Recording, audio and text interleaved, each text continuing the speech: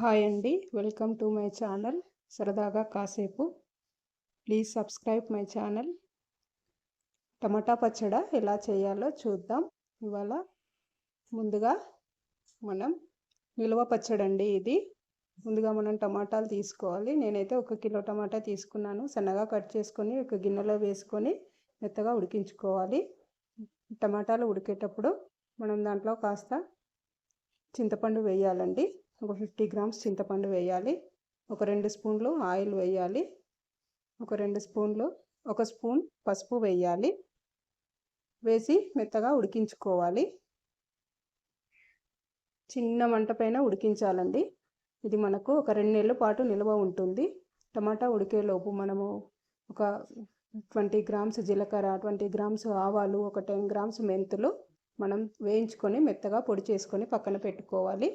ఇప్పుడు ఉడికిన టమాటాలను మనం మిక్సీలో వేసి ఒక్కసారి ఇలా తిప్పాలండి. మెత్తగా చేయొద్దు, కొంచెం మామూలుగానే ఉండాలి. ఇప్పుడు మనం ఒక గిన్నెలో 1 కిలో టమాటాలకి ఒక 100 గ్రామ్స్ కారం పడుతుంది. 100 గ్రామ్స్ ఉప్పు వేసి మనం ముందుగా పొడి చేసి పెట్టుకున్న జీలకర్ర, ఆవాలు, మెంతులు పొడి కూడా వేసి అన్నీ కలుపుకోవాలి.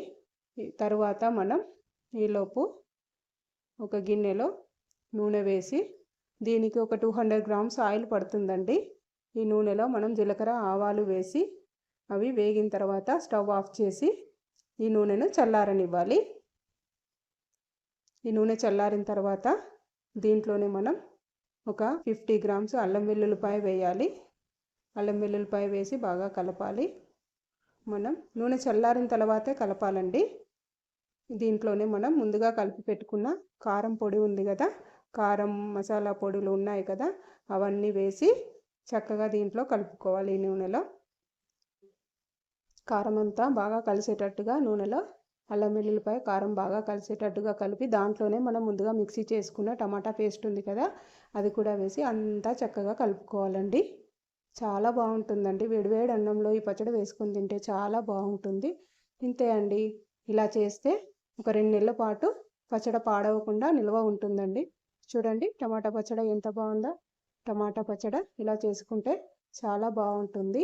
టమాటా పచ్చడి రెడీ.